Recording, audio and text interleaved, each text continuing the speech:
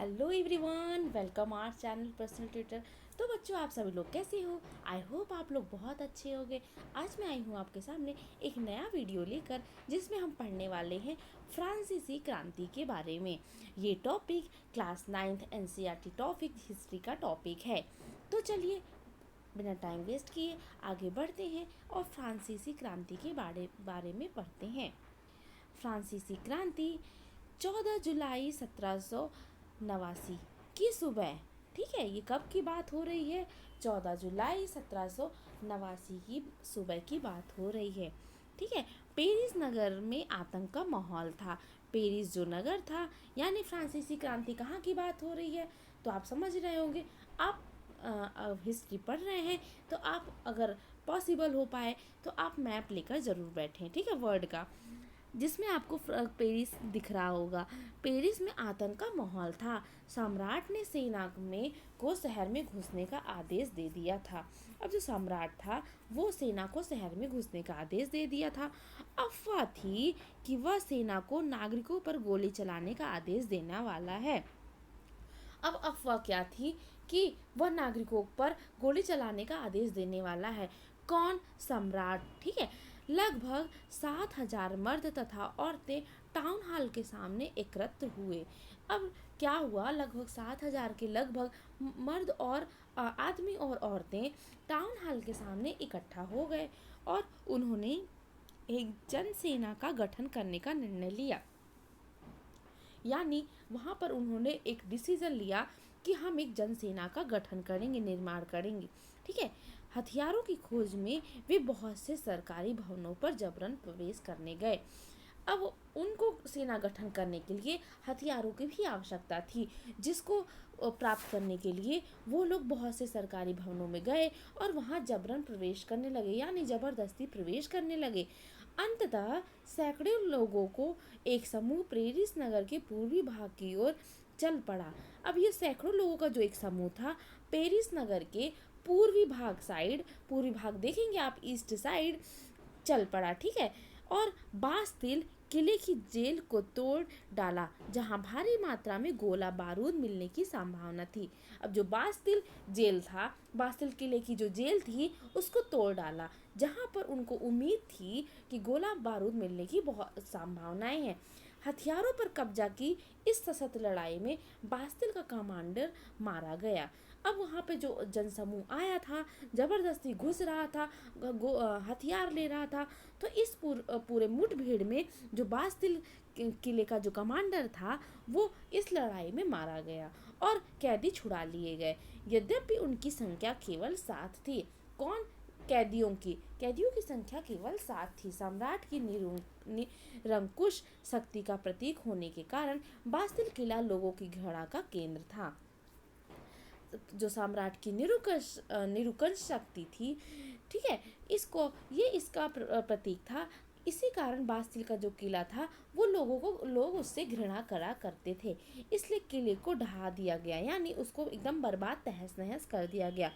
उसके अवशेष बाजार में उन लोगों के बीच बेच दिए गए जो इसे ध्वस्त और बतौर स्मृति चिन्ह संयोजना चाहते थे। यानी ये जो अवशेष थे किले के, उन लोगों को बेच दिए गए जो इस किले को स्मृति चिन्ह के तौर पर संजो कर रखना चाहते थे। इस घटना के बाद कई दिन तक पेरिस तथा देश के देहाती क्षेत्रों में कई और संघर्ष हुए। अब ये एक घटना हुई, ठीक है, इसके बाद पेरिस तथा देश के कई देहाती क्षेत्रों में काफ़ी संघर्ष हुए। अधिकांश जनता पाव रोटी की महंगी कीमतों का विरोध कर रही थी। अब उस समय क्या था, उस समय भूखमरी भी बहुत ज़्यादा थी, तो अधिकांश जो जनता थी वो खाने के लिए लड़ रही थी। यानी अब पाव रोटी जो महंगी हो गई थी, उनको पाव रोटी काफ़ी महंगे दाम में मिला करती थी, जिससे जिनके पास पैसे नहीं होते थे वो भूखे ही मर जाते थे। तो इसलिए जो जनता थी वो पाव रोटी महंगी होने के कारण उनकी कीमतों का विरोध कर रही थी।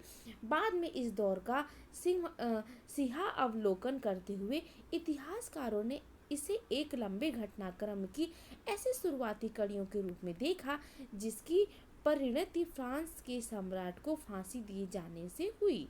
अब ये सारी जो घटनाएं थी, तो इतिहासकार जो थे इसे एक लंबे घटना क्रम के रूप में देखा, जिसकी शुरुआत क्या थी, जिसकी ये शुरुआती कड़ी थी, और जिसका परिणाम क्या हुआ कि जो फ्रांस के सम्राट थे उनको फांसी दिया जाना था। हालांकि उस समय अधिकांश लोग को ऐसे नतीजे की उम्मीद नहीं थी, यानी जब ये सारी घटनाएं शुरू हुई तो उनको ये उम्मीद नहीं थी कि ऐसा कुछ भी हो सकता है। ठीक है, लोगों को इसके नतीजे की बिल्कुल भी उम्मीद नहीं थी। ऐसा क्यों और क्या हुआ, हम ये पूरी सारी चीज़ें समझेंगे कि ऐसा क्यों और कैसे हो गया कि इतनी बात बढ़ गई और इतनी छोटी सी बात के लिए ये कितने बड़े नतीजे तक पहुंच गई। चलिए आगे बढ़ते हैं और पढ़ते हैं। ये आप देख सकते हैं बास्तिल का ध्वंस। ठीक है, बास्तिल जो जहाँ से लोगों ने गोला बारूद और हथियार लेने के लिए वहाँ पर जबरन प्रवेश किया था, ठीक है, जहाँ पर वहाँ का कमांडर मारा भी गया, ये बास्तिल का जो किला है उसको ध्वंस करने के बाद कई चित्र भी बनाए गए। ये आप देख सकते हैं, ये बास्तिल का किला है जिसको ध्वंस किया जा रहा है, यानी बर्बाद तहस नहस किया जा रहा है। ठीक है, अब आते हैं 18वीं सदी के उत्तरार्ध में फ्रांसीसी समाज। 18वीं शताब्दी जो सदी के उत्तरार्ध में फ्रांसीसी समाज क्या था, कैसे था। ठीक है, सन 1774 में बुर्बो राजवंश का लुई 16 फ्रांस की राजधानी पर आसीन हुआ था। ठीक है, सन 1774 की बात है। बुर्बो राजवंश का लुई 16 फ्रांस की राजगद्दी पर आसीन था। ठीक है, किसका लुई जो 16 था वो बुर्बो राजवंश का था। ठीक है, 1774 में राजगद्दी पर आसीन हुआ था। कब हुआ था? 1774 में। किस वंश का था? बुर्बो राजवंश का था। और लुई 16 था जो फ्रांस की राजगद्दी पर आसीन हुआ था। ठीक है, उस समय उसकी उम्र केवल 20 साल थी। जब यह राजगद्दी पर बैठा तो उसकी उम्र केवल 20 साल ही थी। उसका विवाह ऑस्ट्रिया की राजकुमारी मेरी एनेत से हुआ था। किससे हुआ था? जो ऑस्ट्रिया की राजकुमारी थी मेरी एनेत से हुआ था। राजरोहण के समय उसने राजकोष खाली पाया। अब जो राजरोहण हुआ उस समय किसने? लुई 16 ने पाया कि राजकोष तो खाली हो गया है। लंबे समय तक चले युद्धों के कारण फ्रांस के वित्तीय संसाधन नष्ट हो चुके थे। अब इतने लंबे समय से युद्ध चल रहा था तो जो फ्रांस का वित्तीय संसाधन था वो एकदम से तहस नहस नष्ट हो चुका था। वर्साय के विशाल महल और राज दरबार की शान शौकत बनाए रखने के लिए फिजूल खर्ची का बोझ अलग से था। यानी वर्साय का जो विशाल महल था और राज दरबार की जो शान शौकत थी, अब राजा थे तो बिना शान शौकत के तो नहीं रहेंगे, तो उसमें जो फिजूल खर्ची होने का बोझ था वो तो अलग ही था। और जो राज्य चलाने के लिए संसाधन चाहिए था, उसके लिए जो एक्स्ट्रा पैसे चाहिए थे वो तो राजकोष खाली ही हो गया था। तो ये सारी समस्याएं आ रही थी। ठीक है, लुई 16 के शासनकाल में फ्रांस ने अमेरिका के 13 उपनिवेशों को साझा शत्रु ब्रिटेन से आज़ाद कराने की सहायता दी थी। अब लुई 16 के शासनकाल में क्या हुआ था कि फ्रांस ने अमेरिका के 13 उपनिवेश को साझा शत्रु ब्रिटेन से आज़ाद कराने के लिए सहायता दी थी। किसने दी थी? फ्रांस ने दी थी। किसको? अमेरिका को दी थी। ठीक है, जो अमेरिका के 13 उपनिवेश थे उनमें जो साझा मतलब जो उनके कॉमन शत्रु थे उनको ब्रिटेन से आज़ाद कराने के लिए हेल्प की थी। ठीक है, ये साझा शत्रु का मतलब यहाँ जो कॉमन शत्रु थे, जो कॉमन जैसे आपके म्यूचुअल फ्रेंड्स होते हैं उसी प्रकार साझा शत्रु के बारे में बताया जा रहा है। इस युद्ध के चलते फ्रांस पर 10 अरब लिव्रे से भी अधिक का कर्ज और जुड़ गया। अब इस युद्ध के चलते ये हेल्प करने के चलते यानी अमेरिका की जब फ्रांस ने अमेरिका को सहायता की तो इसमें युद्ध हुए और इसी के चलते फ्रांस पर 10 अरब लिव्रे से अधिक का कर्ज और आ गया। ठीक है, पहले से भी वह बोझों से चढ़ा हुआ था और अभी फिर से 10 अरब लिव्रे का कर्ज आ गया, जबकि उससे पहले 2 अरब लिव्रे का बोझ चढ़ा हुआ था। यानी उससे पहले उसके पास 2 अरब लिव्रे का बोझ था ही। सरकार से कर्जदाता अब 10% ब्याज की मांग करने लगे थे। अब जो सरकार से कर्जदाता थे वो 10% ब्याज की मांग करने लगे थे। फलस्वरूप फ्रांसीसी सरकार अपने बजट का बहुत बड़ा हिस्सा दिनों दिन बढ़ते जा रहे कर्ज को चुकाने पर मजबूर थी। अब क्या हुआ, कर्ज तो हो ही गया था, तो फ्रांसीसी सरकार जो थी वो अपने बजट का बहुत बड़ा हिस्सा दिनों दिन किस में डुबो रही थी, कर्ज को चुकाने पर खर्च कर रही थी। अपने नियमित खर्चों जैसे सेना के रख रखाव, राज दरबार, सरकारी कार्यालय या विश्वविद्यालयों को चलाने के लिए फ्रांसीसी सरकार करों में वृद्धि के लिए बाध्य होती गई। ठीक है, और यह कदम भी नाकाफी था। अब जो रोजमर्रे के खर्चे थे सरकार के, फ्रांस के, जैसे कि सेना का रख रखाव करना, राज दरबार को चलाना, सरकारी कार्यालयों और विश्वविद्यालयों को चलाना, फ्रांसीसी सरकार इन सारी चीज़ों को चलाने के लिए, नियमित रूप से चलाने के लिए और करों में वृद्धि के लिए बाध्य हो गई। ठीक है, 18वीं सदी में फ्रांसीसी समाज 3 स्टेट में बट गया था। अब 18वीं शताब्दी आई और फ्रांसीसी जो राज्य था वो 3 स्टेट में बट गया। ठीक है, कैसे? केवल तीसरे स्टेट के लोग ही कर अदा करते थे। अब ये 3 स्टेट में बटा, लेकिन जो तीसरा स्टेट था वो जनसाधारण था। ठीक है, वे लोग आम थे, तो इसके लोग ही, जो तीसरे स्टेट के लोग ही केवल टैक्स अदा करते थे, यानी कर अदा करते थे। वर्गों के विभाजित फ्रांसीसी समाज मध्यकालीन सामंती व्यवस्था का अंग था। प्राचीन राजतंत्र पद का प्रयोग समानतः सन 1789 के पहले फ्रांसीसी समाज की संस्थाओं के लिए होता था। चित्र चित्र 2 में आप देख सकते हैं, मैं अभी दिखाती हूँ, ये देखिए।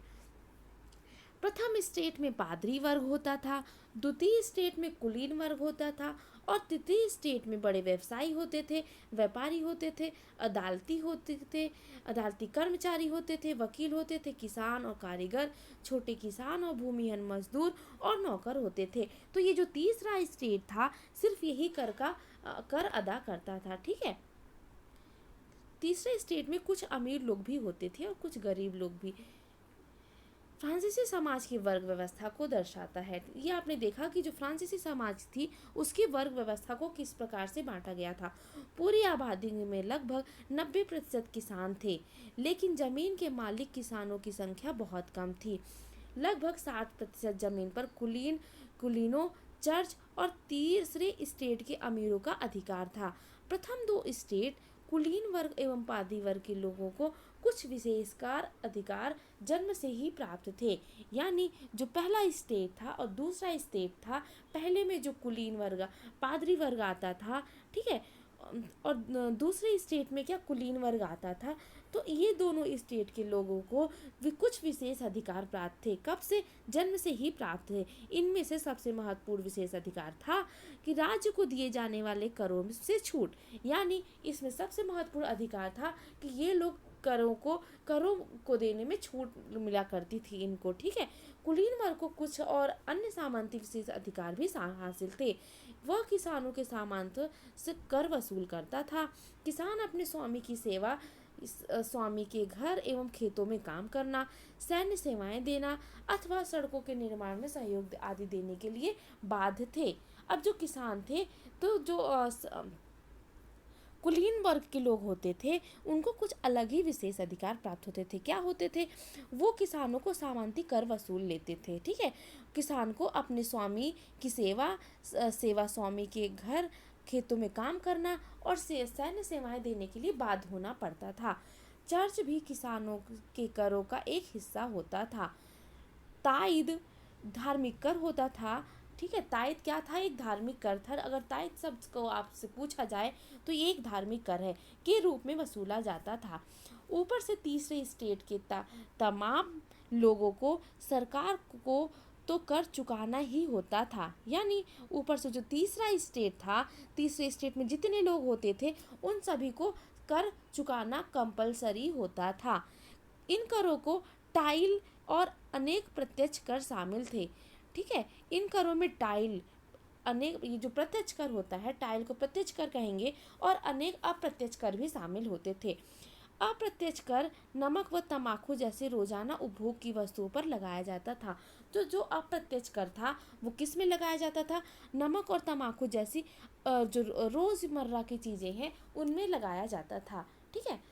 इस प्रकार राज्य के वित्तीय कामकाज का सारा बोझ करों के माध्यम से ही वहन किया जाता था। इस प्रकार करों में वृद्धि करके जो राज्य में वित्तीय कामकाज का सारा खर्च होता था, जो रोजमर्रा जो राज दरबार के जो खर्चे होते थे वो इन करों से ही पूरा किया जाता था। ठीक है। लिवरे शब्द को पढ़ते हैं। फ्रांस की मुद्रा है। ठीक है। जैसे अभी हमने पढ़ा कि उनके ऊपर लिवरे 1 अरब से भी ज़्यादा लिवरे का कर्ज था। तो लिवरे क्या होता है? फ्रांस की मुद्रा है जिसे 1794 में समाप्त कर दिया गया था। ठीक है। स्टेट क्रांति पूर्व फ्रांसीसी समाज में सत्ता और सामाजिक हैसियत को अभिव्यक्त करने वाली श्रेणी को हम स्टेट कहते हैं। पादरी वर्ग चर्च में विशेष कार्यों को करने वाले व्यक्तियों के समूह को हम पादरी वर्ग कहते हैं। टाइद चर्च द्वारा वसूल किया जाने वाला कर, यह कर कृषि उपज के 10वें हिस्से के बराबर होता था। टाइल सीधे राज्य को अदा किया जाने वाला कर टाइल कहलाता था। तो सारी शब्दावली आपको समझ में आ गई होगी और आपको सारी चीजें समझ में भी आ रही होंगी। ये आप देख सकते हैं चित्र दिया हुआ है जिसमें मकड़ा और मक्खी एक असमान उत्कीर्ण चित्र है। चलिए अब देखते हैं। कुलीन व्यक्ति मकड़ा और किसान मक्खी है। ठीक है। ये दो चीज़ों से हमने चित्र को समझाया गया है कि जो कुलीन व्यक्ति है वो मकड़ा है और जो किसान है वो मकड़ी है। ठीक है। और शैतान को जितना दो उसका लालच उतना ही बढ़ता जाता है। इस यहाँ पर लिखा हुआ है। ठीक है। ये इसमें लिखा हुआ है, ऐसा हम नहीं बोल रहे हैं, ऐसा हिस्ट्री की बुक्स में लिखा हुआ है। ठीक है। ये आप देख सकते हैं किस प्रकार से बेचारा गरीब अनाज, फल, पैसा, सलाद सब कुछ लाता है। मोटू जमींदार को सब स्वीकार करने को तैयार बैठा है और वह उसको एक नज़र देखता भी नहीं है। ठीक है। यानी वो सिर्फ लालच कर रहा है और चीज़ों को लेने की लालसा रख रहा है। तो इस प्रकार आप देख सकते हैं फ्रांसीसी क्रांति किस प्रकार से शुरू हुई, किस प्रकार से प्रारंभ हुई और किस प्रकार से हम उसको आगे पढ़ने वाले हैं। 18वीं सदी में किस प्रकार से फ्रांसीसी जो फ्रांस में था वो किन किन परिवर्तनों से गुजर रहा था और किन किन परेशानियों से उससे झेल रहा था और किस प्रकार से अपनी परेशानियों को कम करने के बजाय लोगों पर दबाव बढ़ाकर, लोगों पर कर को बढ़ाकर अपनी ज़रूरतें पूरी कर रहा था। सारी चीज़ें आपको अच्छे से समझ में आ रही होंगी। हम सारी चीज़ों को अच्छे से क्लियर करेंगे। कोई भी डाउट हो तो आप कमेंट सेक्शन में ज़रूर लिखें। आपके सारे डाउट क्लियर कराए जाएंगे एक वीडियो के द्वारा। वीडियो को अंत तक देखने के लिए आपका बहुत बहुत धन्यवाद। Thank you. Have a good day. Best of luck.